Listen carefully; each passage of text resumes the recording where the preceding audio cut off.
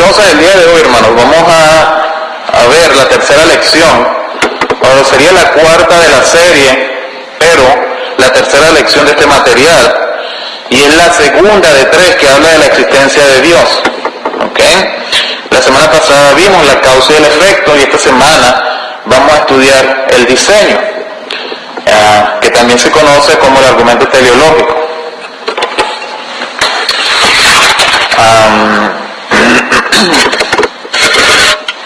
Yo les he hablado del material de la bibliografía que estamos utilizando para este estudio.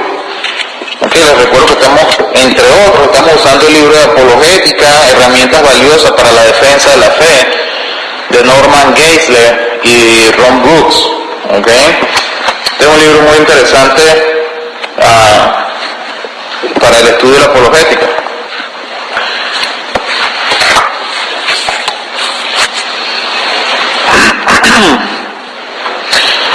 En respuesta al nacimiento de la Ilustración y del método científico, William Paley insistía que si alguien encontraba un reloj en un campo, concluiría correctamente que hubo un relojero, debido al claro diseño que encuentra en el reloj. Lo mismo debía decirse del diseño encontrado en la naturaleza. El escéptico David Hume llegó a aseverar ese argumento en su libro Diálogos acerca de la religión Diálogos acerca de la religión natural, como hicieron otros pensadores. Sin embargo, hubo tantos oponentes como defensores de esa teoría. Este hombre que mencioné, William Paley, y su oponente más famoso, David Hume, hablaron de eso. Si nosotros vamos a la palabra de Dios, hermanos, antes de ir a la palabra de Dios, vamos a ir a este material. El material que yo les estoy entregando a ustedes para que ustedes se lleven a sus casas y revisen las notas de lo que se está dando acá. El curso de evidencias cristianas. Dice lo siguiente: una de las leyes del pensamiento que se usa en el campo de la lógica es la ley de la racionalidad. Esta ley declara que una persona debería aceptar como verdad solamente aquellas conclusiones que tienen evidencia adecuada. En este sentido, la persona que acepta conclusiones que no tienen evidencia sería irracional. Esta ley es muy sencilla. Esta ley declara que debemos aceptar verdades que tienen conclusiones con evidencia adecuada. Si no hay evidencia adecuada, entonces estamos frente a una irracionalidad. Al analizar el caso de la existencia de Dios, los teístas como nosotros, además de la Biblia, usamos la lógica, y el razonamiento claro y la información factual para presentar argumentos adecuados que justifiquen la conclusión de que Dios existe. Ahora sí vamos a nuestras Biblias. Ya les voy a decir, todavía no vamos a la Biblia, yo lo moví para más adelante. Estoy nada más haciendo algunos anunciados acá para introducir este tema. Si nos regresamos al libro de Geisler, que es el que yo tengo acá, les voy a leer lo siguiente. Les recuerdo que estamos introduciendo el segundo argumento que soporta la existencia de Dios, que es conocido como el argumento teleológico o del diseño. Este argumento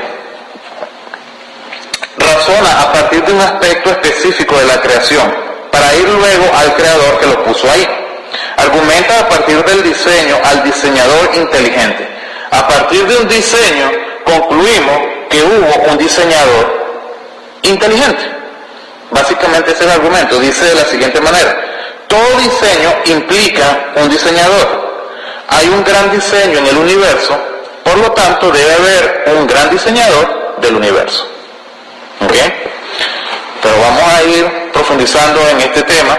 Vamos a ver cuáles son los argumentos que tenemos a favor de este pensamiento y cuáles son los argumentos que están en contra de este pensamiento. Vamos a analizar un poco y más adelante lo que vamos a hacer es ver algunos datos interesantes para que tengamos algunos argumentos en nuestras manos, ¿okay? Que nos ayudan a tener algo con que nosotros podamos presentar a la hora de discutir sobre esto del diseño inteligente en el universo, en la naturaleza. Cuando hablamos de este argumento, decimos que todo diseño implica un diseñador. Esta premisa la conocemos por experiencia. Cada vez que vemos un diseño complejo, sabemos por la experiencia que provino de la mente de un diseñador. Hablamos de los relojes hace un momento. Los relojes implican relojeros, los edificios suponen arquitectos, las pinturas implican pintores, los mensajes codificados presuponen un emisor inteligente. Siempre tenemos esa expectativa porque la vemos ocurrir una y otra vez. Esta es otra manera de establecer el principio de la causalidad, lo que vimos la semana pasada. ¿Okay? Hay un efecto producido por una causa. El efecto no se produce por sí mismo. Además, mientras mayor es el diseño, mayor es su diseñador. ¿Okay? Y aquí les voy a leer un ejemplo. Dice, los castores construyen represas con troncos, pero nunca han hecho una como la del Hoover en Colorado, Estados Unidos. ¿Alguna vez ustedes han visto una fotografía o han estado allí en la represa de allá en Colorado, la represa de Hoover? ¿Lo han visto? Es una represa en un cañón, ahí está bien impresionante el tamaño de ese monstruo de concreto. ¿Okay? No es algo que se produjo de la nada en aquel lugar. Y si ven la ingeniería que está detrás de eso, se puede ver claramente la inteligencia que hay detrás del diseño de una estructura de esa magnitud. De igual manera, si sentamos 1000 simios ante una máquina de escribir, nunca escribirían una novela.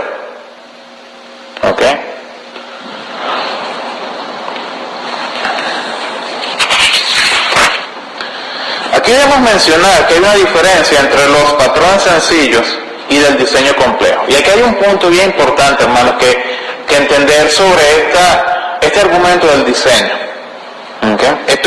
Aquí hay un matiz que nos ayuda a evitarnos muchos dolores de cabeza a la hora de hablar de esto. Hay patrones de diseño sencillos y hay patrones de diseños complejos. Los copos de nieve o los cristales de cuarzo tienen patrones sencillos, repetidos y una y otra vez, aunque se deben a causas naturales por completo. O sea, por naturaleza se crean esos diseños repetitivos. Ustedes han visto los copitos de nieve, ¿verdad? Aquí en Canadá lo estamos viendo, el diseño es muy bonito. Se producen naturalmente. Por otro lado, no encontraríamos frases escritas en una piedra si no existieran seres inteligentes que las escribieran. Ahí hay otro tipo de diseño de una naturaleza diferente. Eso no ocurre de manera natural, como los copos de nieve. La diferencia radica en que los copos de nieve y los cristales de cuarzo tienen un simple patrón repetido, pero el lenguaje comunica información compleja, no la misma cosa una y otra vez. Y se está refiriendo a los lenguajes que vemos, por ejemplo, escritos en las piedras. Esta información compleja acontece cuando se dan condiciones definidas a los elementos naturales. Por lo tanto, un minero no se sorprende cuando ve pequeñas piedras redondas en un arroyo, porque la erosión natural las redondea de esa manera. Si alguno hemos ido a un río, vemos que los ríos tienen esas piedritas redonditas. Eso tiene una razón de ser, porque no son afiladas, porque ellas van desgastándose rodando a través del río. Pero si encuentra una punta de flecha, deduce que un ser inteligente modificó debidamente la forma natural de la piedra. Entonces ahí estamos en presencia de un diseño inteligente. Estamos viendo la diferencia, estamos hablando de la misma piedra dentro del mismo río, pero una fue tratada, erosionada naturalmente por un proceso, valga la redundancia, natural, y el otro ha sido modificada para un uso específico, punta de una flecha, de una lanza, por un hombre. Advierte aquí cierta complejidad de la fuerza que las fuerzas naturales no explican. Ahora bien, el diseño del cual hablamos en este argumento del que estamos hablando hoy día, es uno complejo y no de simple patrón. Mientras más complejo sea el diseño, mayor la inteligencia requerida para producirlo. Aquí es donde entra la siguiente premisa. El diseño que captamos en el universo es complejo. Biblia. Y ya vamos a ver algunos datos de esto bien interesantes. ¿Ok? El universo es un intrincado sistema de fuerzas que obran en conjunto para el beneficio integral de todo. La vida, por otro lado, es un desarrollo muy complejo. Una sola molécula de ADN, ¿ok?, que es el ladrillo elemental de toda vida, lleva la misma información que un tomo de una enciclopedia. Una molécula de ADN. Es interesante. Una molécula de ADN. Lleva la misma información que un tomo de una enciclopedia. ¿Okay? Nadie que vea una enciclopedia, y fíjense esto, nadie que vea una enciclopedia tirada en un bosque, dudaría en pensar que tuvo una causa inteligente.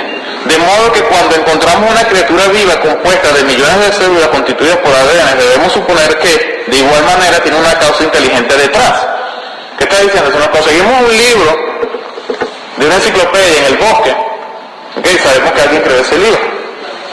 ¿Okay? Pero nosotros, cuando vemos a una persona que tiene muchas células, moléculas de ADN, ¿ok?, cuando vemos a una persona que tiene muchas moléculas de ADN, entonces creemos que ha sido consecuencia de un acto del azar, un acto natural de evolución a través de los miles de millones de años que dicen que existe el universo. ¿Okay? Al final, tengo que ir a través de esto y por cuestiones de tiempo se está grabando esto, que va para la radio, pero al final vamos a ir a las preguntas. Por favor, tomen nota de las preguntas ahí y al final vamos y las respondemos. Aún más claro es el hecho que algunas de estas criaturas vivas son inteligentes también. ¿Ok? Entonces, aquí estamos en lo siguiente, hermanos. Si vamos a nuestras Biblias, vamos al Salmo 19. Si vamos a nuestras Biblias, al Salmo 19,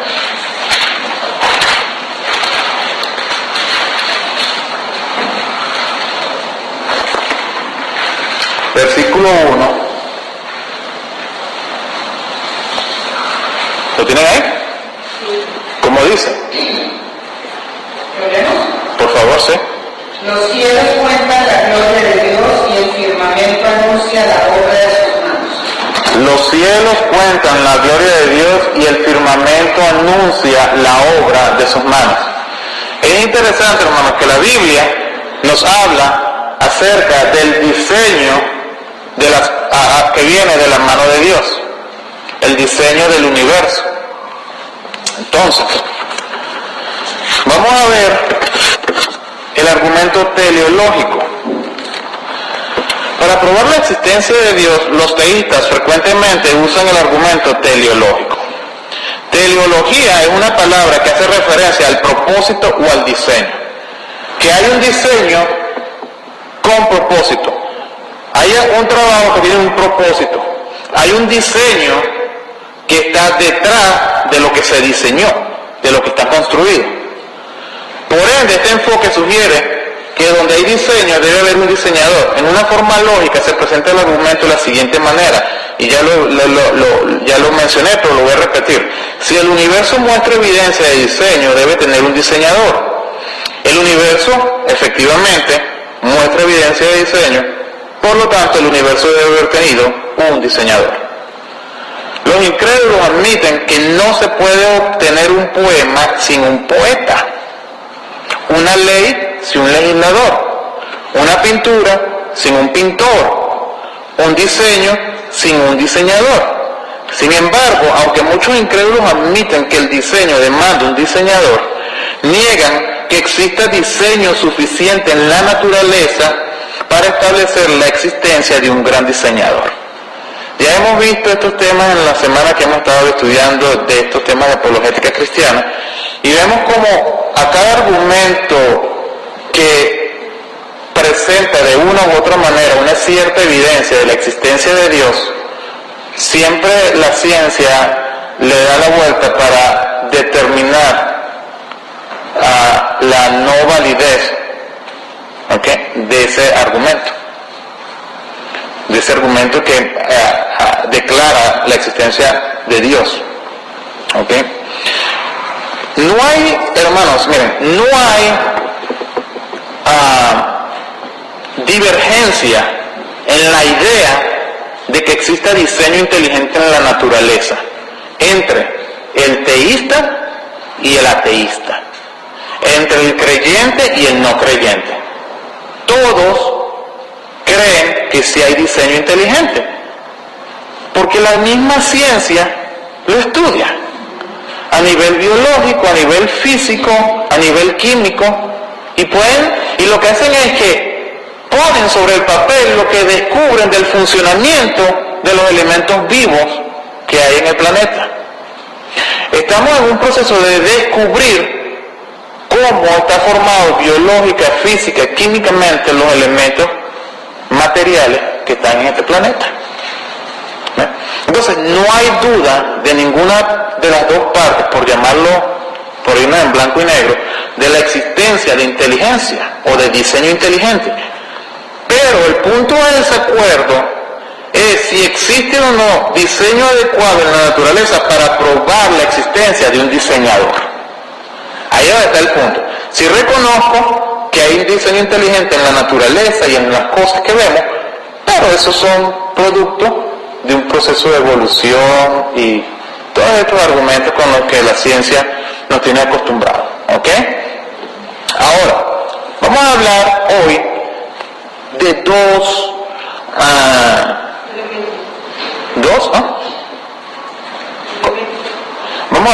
vamos a hablar de dos aspectos hoy que hablan del diseño. ¿Ok? El universo, y vamos a hablar de la naturaleza, o vamos a hablar, del cuerpo humano. Se puede hablar de la naturaleza, se pueden hablar de otros temas, pero por cuestión de tiempo, ¿ok?, no podemos ir a tanto. Vamos a hablar del diseño del universo por un momento. ¿Ok? Y quiero que presten atención a lo que les voy a mencionar a continuación, para que entendamos lo que hay detrás, o lo que hay detrás del universo, lo que muchos de nosotros no conocemos. ¿Ok? Nuestro universo opera de acuerdo a las leyes científicas exactas. Las leyes científicas exactas. La precisión del universo y la exactitud de estas leyes permiten que los científicos lancen cohetes a la luna teniendo confianza de que estos aterrizarán justo dentro del área de su objetivo planeado. Es interesante la capacidad de la inteligencia del ser humano para llegar a colocar una persona hasta allá arriba y que vuelva hasta acá abajo. Realmente es admirable, y sucedió la primera vez hace más de 50 años atrás. Y si todavía nos seguimos admirando por eso, hermanos, estamos sorprendidos por nuestra propia inteligencia. Pero la manera de hacerlo, la manera de hacerlo es a través del entendimiento de las leyes físicas. Tiene que haber un entendimiento de la órbita de los planetas, de las leyes de la gravedad, de todas las fuerzas físicas que están de por medio, para llegar a ser posible colocar un cohete fuera de la órbita terrestre y que de paso regrese con seres vivientes, con personas como nosotros. El tener el conocimiento de que se mandan para allá con unas máscaras de oxígeno, porque no hay el oxígeno, y se mande con la cantidad adecuada y con los equipos adecuados para que sobrevivan aquello y regresen acá. Todo esto es posible porque entendemos que hay unas leyes físicas. No dudamos de la precisión, la complejidad y el orden del universo, pero aunque los ateos admiten de buena manera, ¿verdad?, que existe complejidad, no están dispuestos a decir que el diseño, que ya saben que existe, demanda un diseñador. Ahora, aquí voy a mencionar un concepto que ustedes quizás vayan a escuchar por ahí, no lo voy a profundizar, pero algo que se conoce como el ajuste fino, que justifica el orden del universo. Se conoce como el ajuste fino del universo.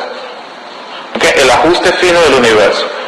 Eso lo que está diciendo es de que se reconoce de que el universo tiene una cantidad de leyes que hacen posible que todo lo que nosotros conocemos sea como es.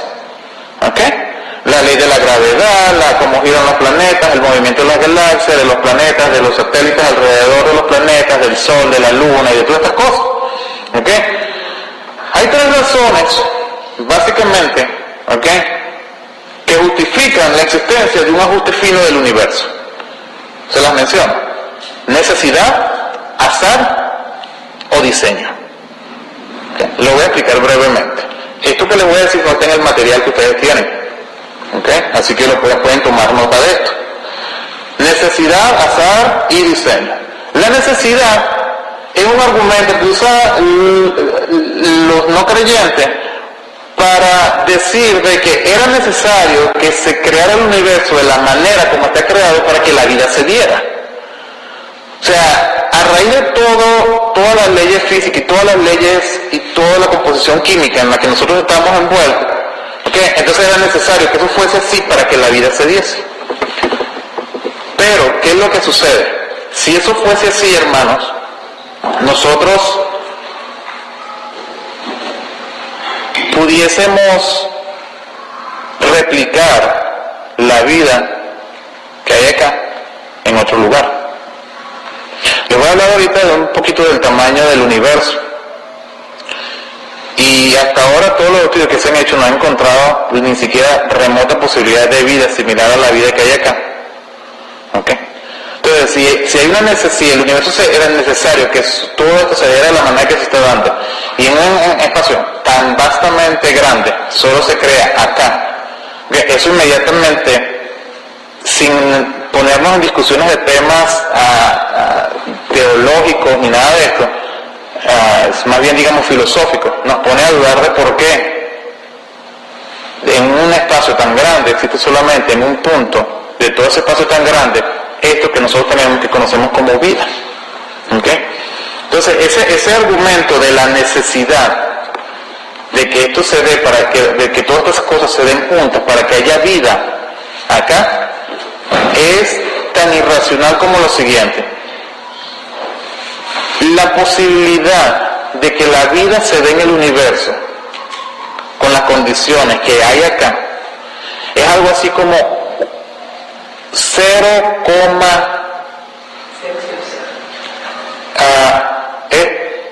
10 elevado a la 60. ¿Okay? O sea, es un número que, si alguien conoce de estadística, si alguien estudió en la universidad algo de estadística, ¿okay?, puede entender que el número es ridículamente pequeño. Es un número extremadamente pequeño, es 0, mucho cero al lado como 1. ¿Okay? De que exista vida en el universo, de que todas las condiciones que hay acá se repliquen en otro lado. Entonces, desde el punto de vista racional, hay que tener mucha fe para creer racionalmente de que el universo se creó así para dar la vida, más entendiendo que la idea que es que viene de una explosión cósmica, y más cuando vimos la semana pasada que viene de la nada. Entonces, cuando empezamos a poner todos estos argumentos juntos, empezamos a ver la cantidad de cosas irracionales, ¿okay?, en las que tenemos al frente cuando hablamos de estos temas. El segundo punto es el azar. Esto del azar es algo así que dice que todas las cosas se pusieron juntas de casualidad y se dio la vida. Ese es el argumento. ¿Okay? O sea, es algo así más o menos, para que esto suceda al azar, ¿okay?, para que lo que nosotros conocemos como vida suceda al azar aquí, en este universo.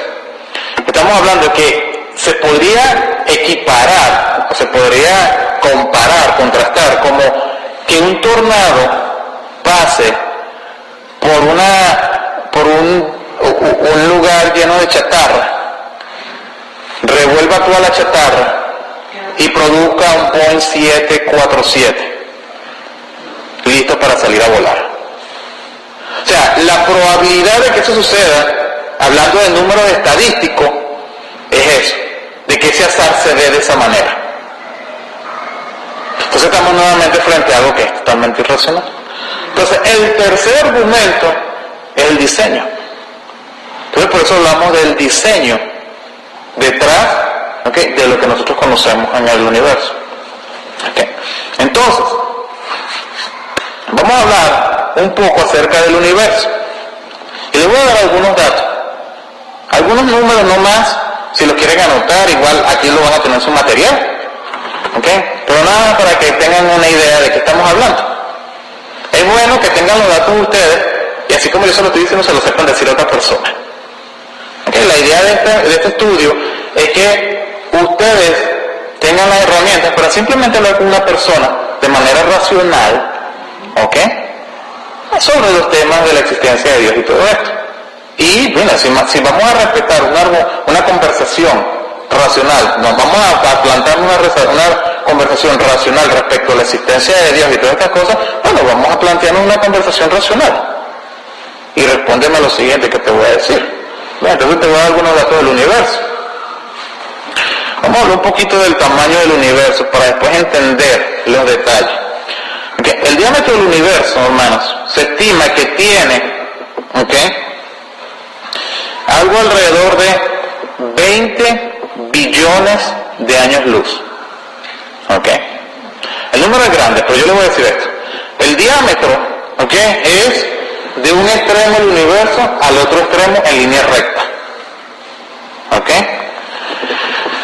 Para lo que se tiene estimado del tamaño del universo, que para mí esto es...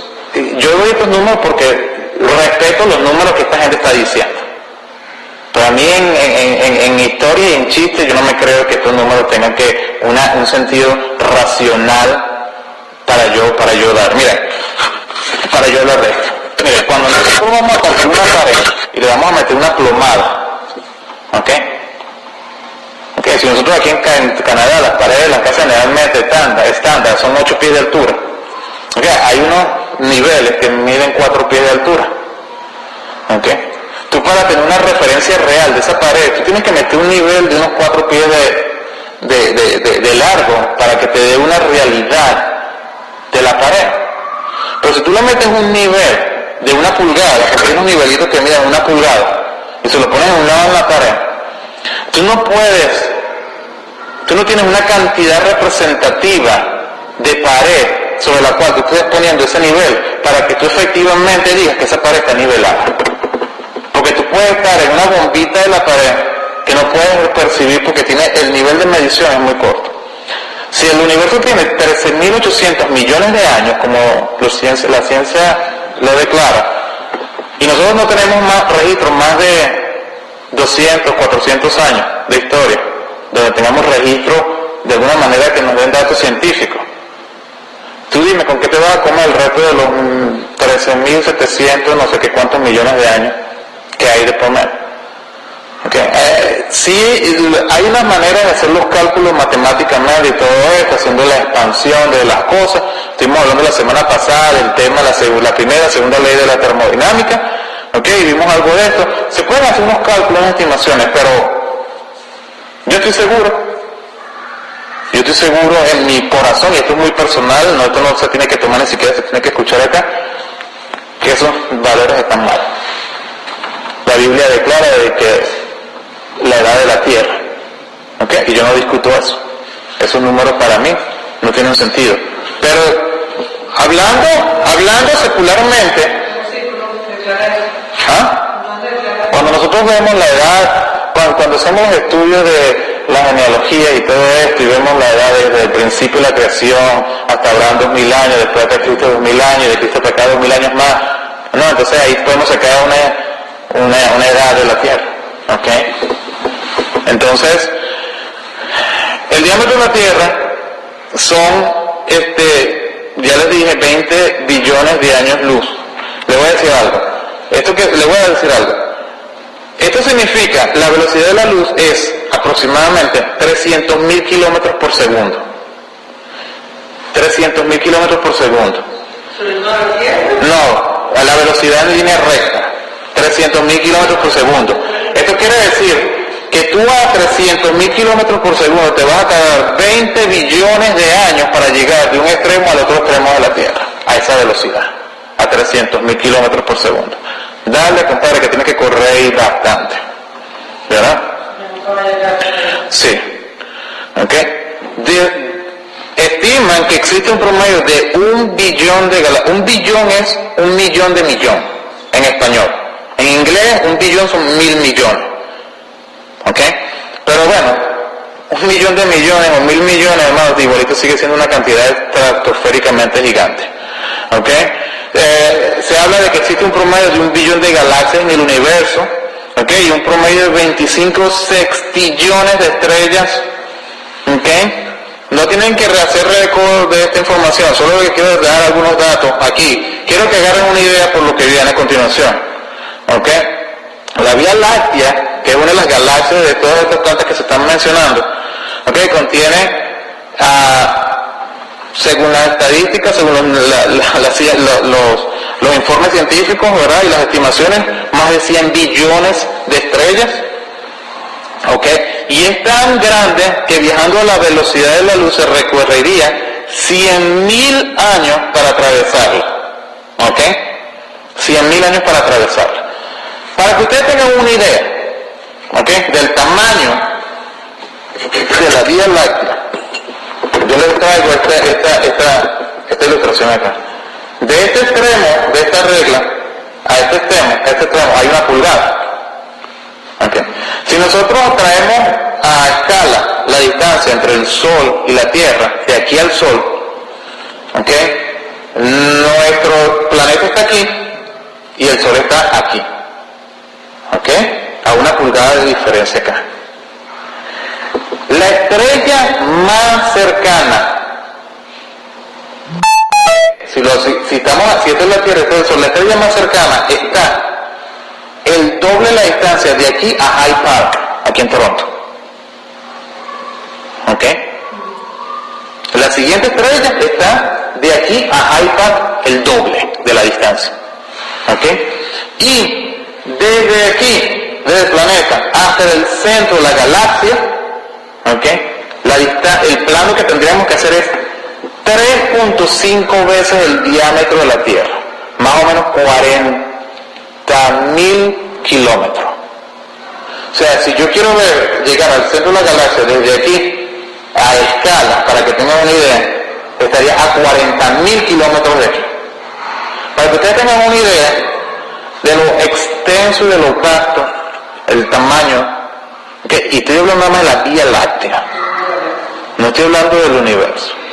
O sea, es una cosa, hermanos, impresionantemente gigante, una cosa gigantesca. ¿Ok? Ahora déjame hablarte un poco del diseño. Ya te estoy dando una idea del tamaño, déjame hablarte un poco del diseño. Si te voy a dar algunos datos interesantes. Si la Tierra se moviera 10% de la distancia más cerca del Sol, ¿ok? Nos achicharramos. ¿Ok? Si se mueve un 10% más fuera, nos congelamos. De la distancia que existe ahorita, le estoy diciendo que de aquí a aquí, el 10% sería esta distancia más o menos aquí.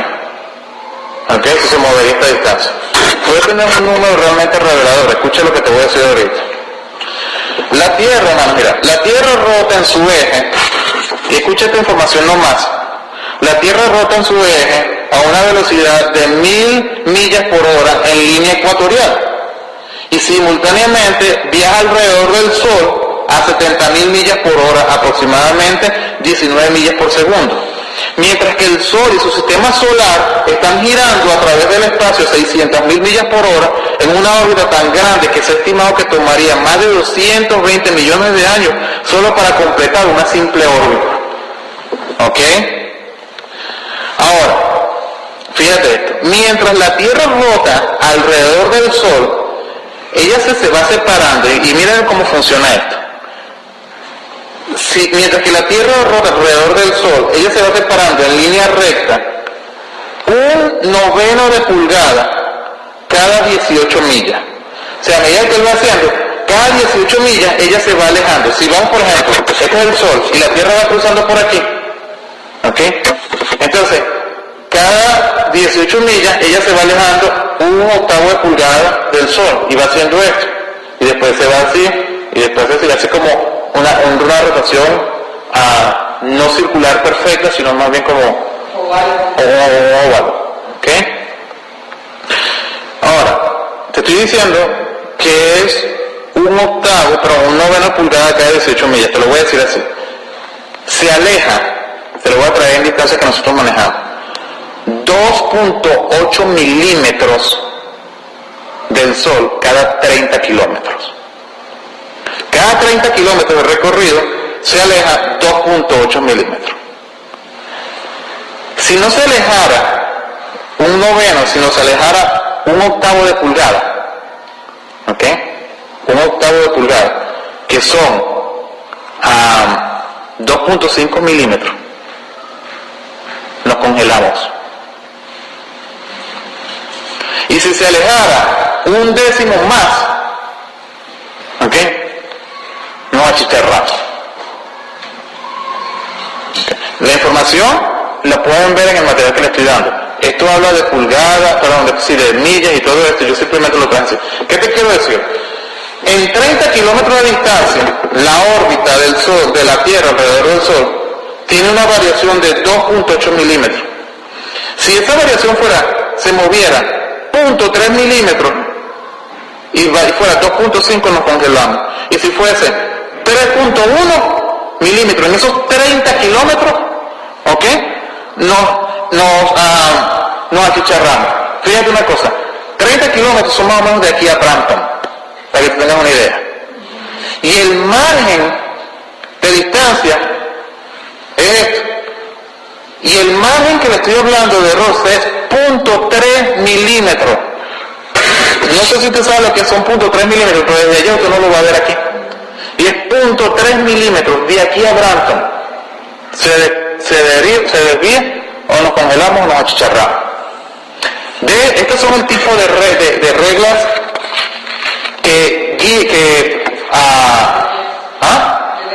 de leyes, ¿okay?, que rigen el funcionamiento de la física, ¿okay?, del universo, del planeta, ¿okay?, a lo que se le conoce, como yo le había dicho, ajuste fino.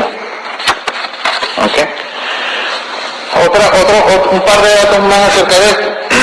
Si la Luna se acercara a la Tierra 1/5 de la distancia, la fuerza de la gravedad levantaría las aguas a tal punto que estarían por lo menos 10-15 metros de altura por encima de cualquier superficie de la Tierra.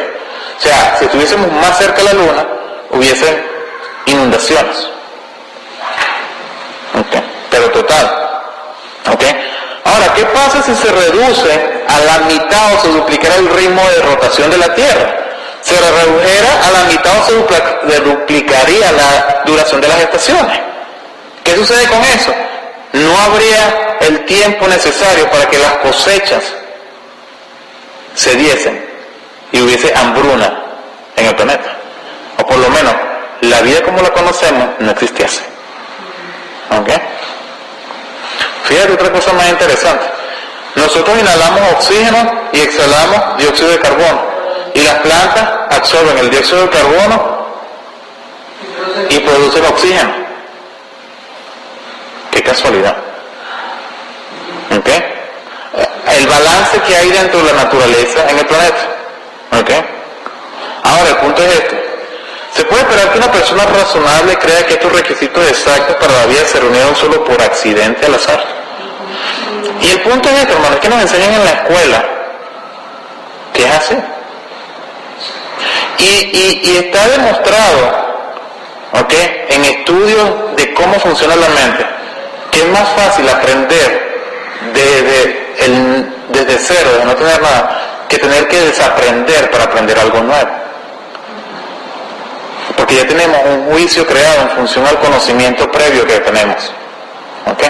Entonces, la idea de que la casualidad y el orden den como resultado el diseño y orden, y es lo que yo le había dicho hace un momento, es similar a declarar que un tornado puede barrer un depósito de chatarra y armar un Boeing 747 de todos esos desechos. ¿Ok? Y es que hay solamente algunos argumentos que tienen que ver con el tema del universo. Porque ¿qué pasa, hermano?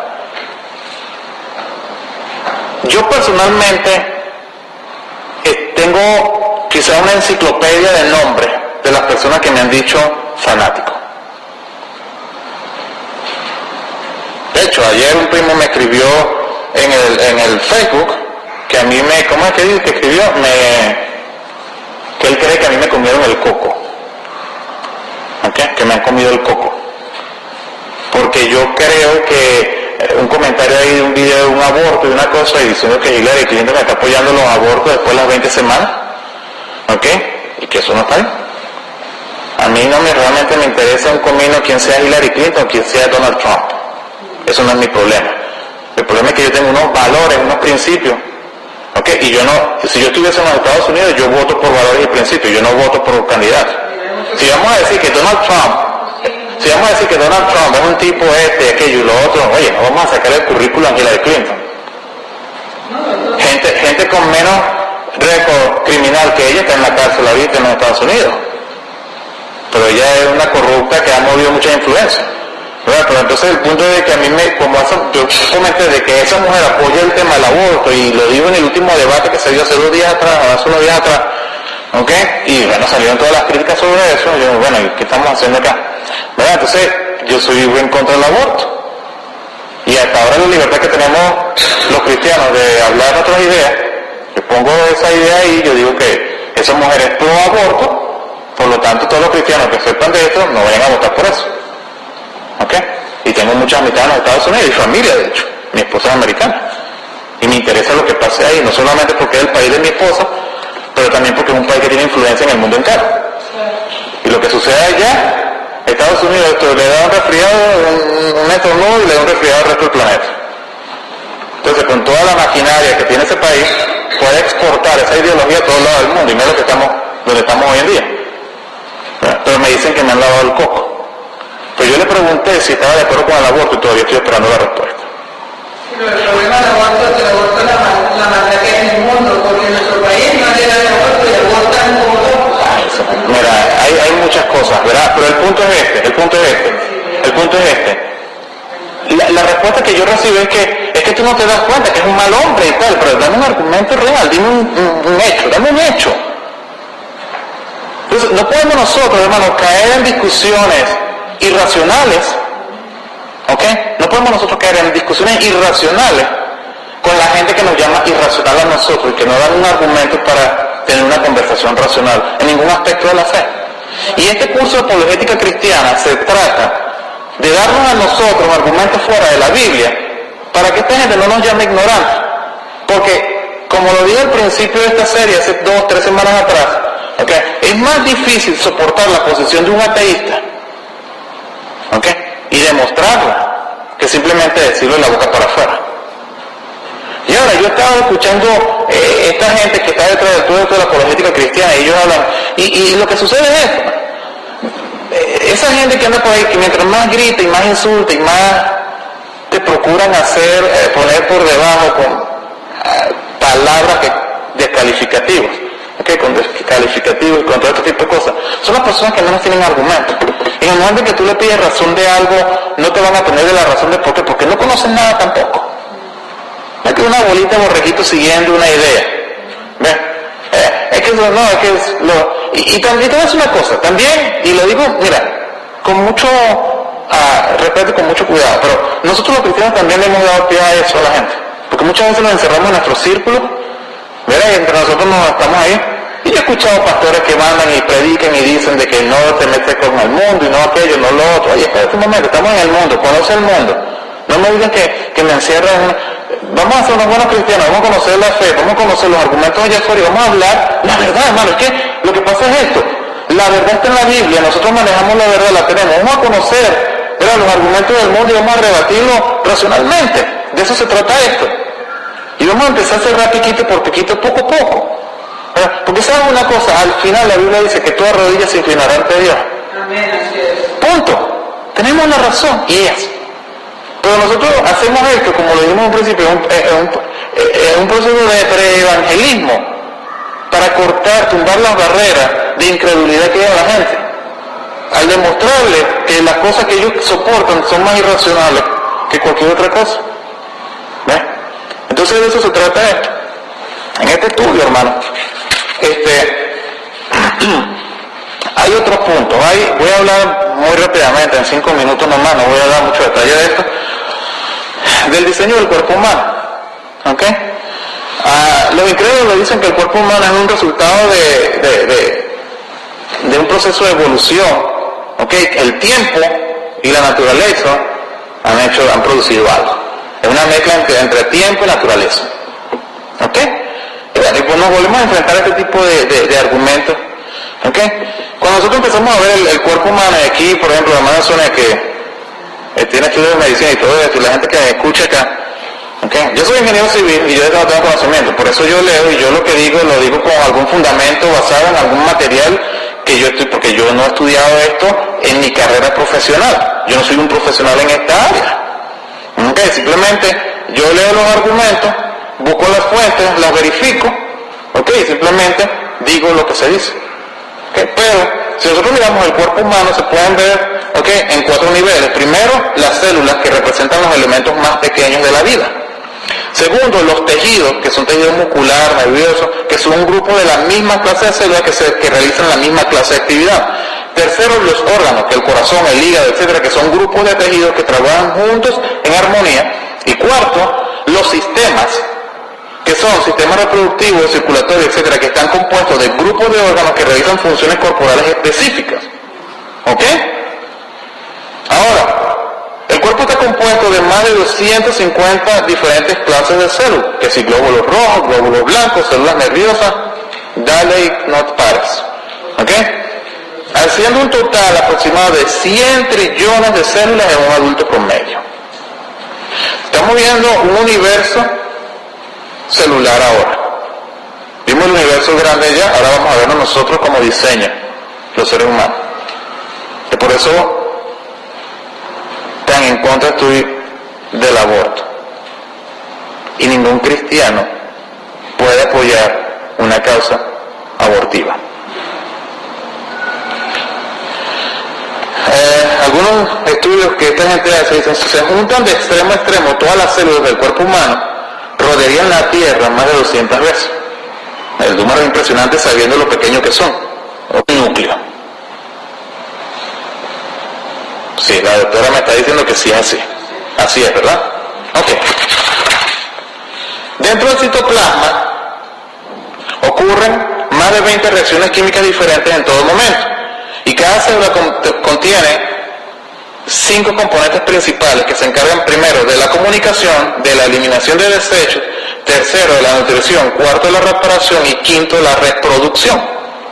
¿Ok?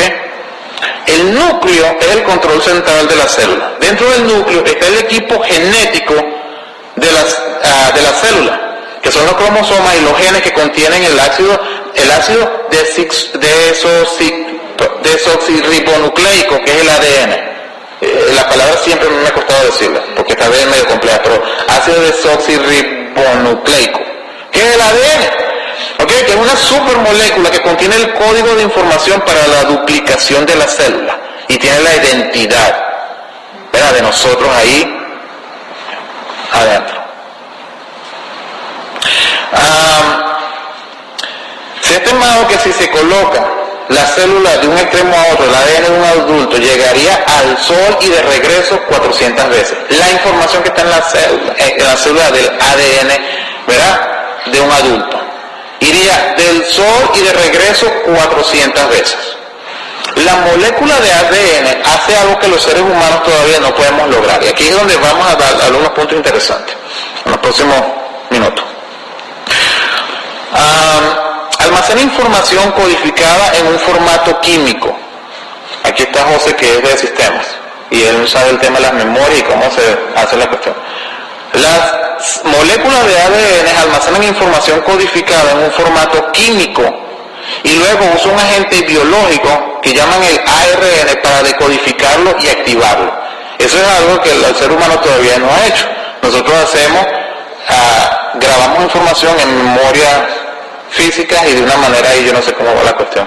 Ahí José entiende mejor eso.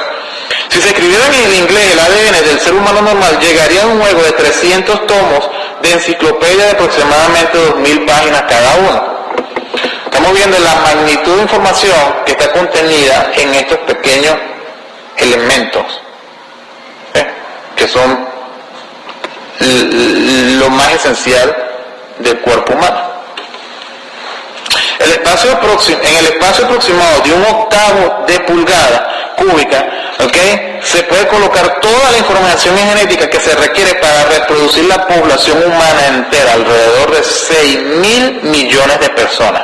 Hermano, eso significa que toda la información genética para toda la humanidad, en la manera como trabaja el ADN, ¿okay?, la capacidad de almacenamiento, sería en un cubito de 3 milímetros cúbicos. O sea, 3 milímetros de un lado, 3 milímetros de otro lado y 3 milímetros del otro lado. Y ahí se almacenaría toda la información de la humanidad entera. ¿Ok? Una simple célula bacterial, una bacteria contiene 1 trillón de bytes de información.